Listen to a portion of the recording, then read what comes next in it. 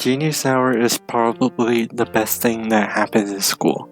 I really think that this event lives up to what schools exist for, getting children inspired on what they want to become or learn, instead of a place where you just do schoolwork on campus and at home. And one day in English class, we had a good news. We got Genius Hour.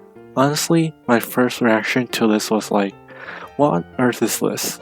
And then she showed us this introductory video, which basically told us that we can learn anything we want to and create something based on it. I got super excited since I have tons of ideas I want to bring into reality, mostly bad. And some of the ideas I had were 1. Creating a dog toy that's filled with trees inside using 3D printing. 2. Contacting the city to set up communication that benefits the homeless. 3. Learning how to animate properly, like several YouTubers.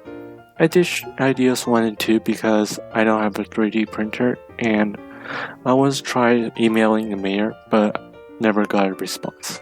Plus, I have some experience in drawing comics and tried drawing animation, which are my first 5 videos. So my plan is to learn to animate like a pro.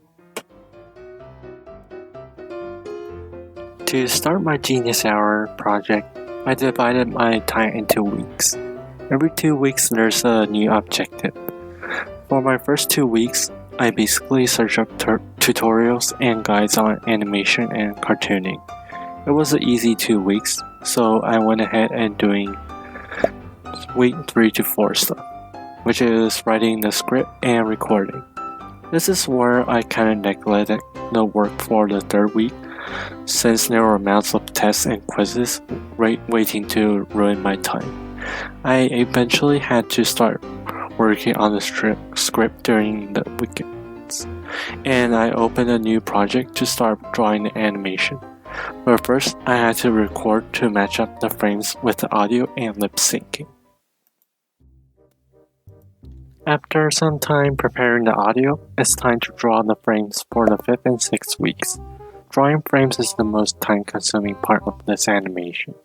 In contrast to comics frames are still, and you can just link the events happening together from grid to grid. But you have to draw each consecutive frame to make it look like it's moving in animation.